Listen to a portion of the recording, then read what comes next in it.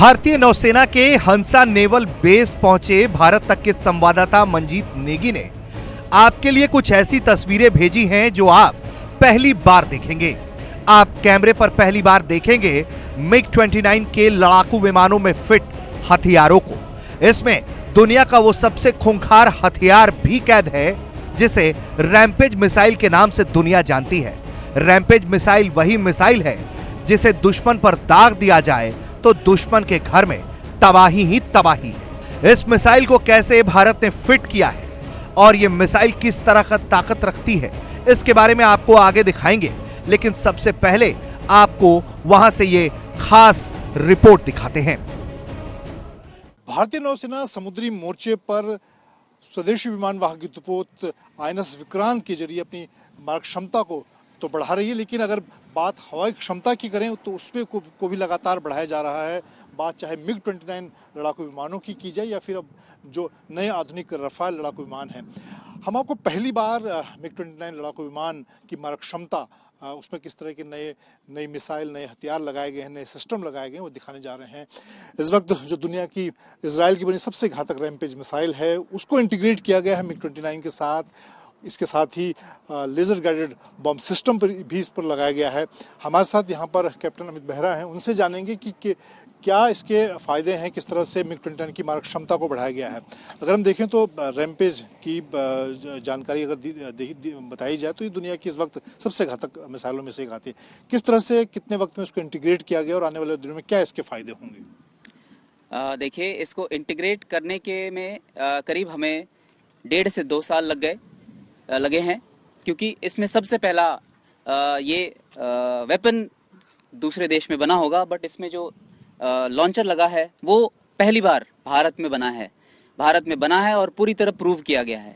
ना ही सिर्फ ज़मीन से बट डेक पे INS विक्रांत पे भी इसके साथ लैंडिंग की गई है। ये इंडिया का सबसे पहला लॉन्चर है जो पूरी तरह इंडिया में बना है।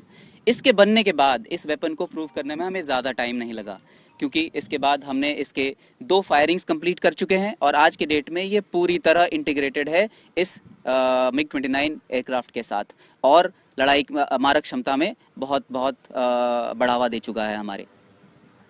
तो ये एक तरह से भारतीय वायुसेना के जो लड़ाकू विमान है उनके लिए फ्यूचर वेपन की तरह काम। बिल्कुल, भारतीय नौसेना की आज के डेट में सबसे क्षमता वाली वेपन आज के डेट में बन के आगे आई है। इंटीग्रेशन कंप्लीट हो चुका है और इसके बाद कुछ ही टाइम में ये फील्ड में इंटीग्रेट हो जाएगी। ये मिसाइल भारतीय लड़ाकू पायलटों को कम्युनिकेशन सेंटर्स या रडार स्टेशनों जैसे लक्ष्यों पर हमला करने और उन्हें मार गिराने में मदद करती है। इजराइल में विकसित रैम्पेज मिसाइल स्पाइस 2000 मिसाइलों की तुलना में अधिक दूरी तक मार करती है। स्पाइस 2000 मिसाइल का इस्तेमाल 2019 में बालाकोट हवाई हमले में हुआ था। यह मिसाइल अधिकतम 40,000 फीट की ऊंचाई तक जा सकती है। इसका रेंज 150 से 250 किलोमीटर के बीच होता है। यह निर्भर करता है इसका कौन सा वेरिएंट और किस स्थिति में इसका इस्तेमाल किया जा रहा है। दुश्मन की तरफ बढ़ते समय ये बीच में दिशा भी बदल सकती है, लेकिन एक बार अगर आपने दुश्मन पर यह दाग दिया और इसने अपने टारगेट को हिट किया तो यह बड़ी तबाही की गारंटी अपने साथ लेकर आता है। और अब इन मिसाइलों को भारतीय नौसेना के MiG-29 के लड़ाकू विमानों में फिट कर दिया गया है।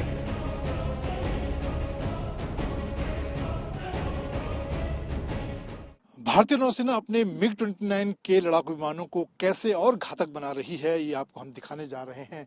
पहली बार भारतीय नौसेना ने MiG-29 के लड़ाकू विमान पर दुनिया की सबसे घातक रैम्पेज मिसाइल को इंटीग्रेट किया है और इसके जो टेस्ट हैं वो विमान वाहक युद्धपोत INS विक्रांत पर भी किए गए हैं। अगर मारक क्षमता की बात की जाए रैम्पेज की तो ये दुनिया की सबसे घातक मिसाइल मानी जाती है। हाल के दिनों में इजराइल ने इसका इस्तेमाल ईरान के ठिकानों के खिलाफ किया। 15 फीट ये लंबी मिसाइल है, 570 किलोग्राम इसका वजन है और ये किसी भी मजबूत ठिकाने को नेस्तनाबूद आसानी से कर सकती है। और अब भारतीय नौसेना भी इसका इस्तेमाल समुद्री मोर्चे पर दुश्मनों के खिलाफ करेगी। कैमरामैन अनिल जायसवाल के साथ मंजीत नेगी,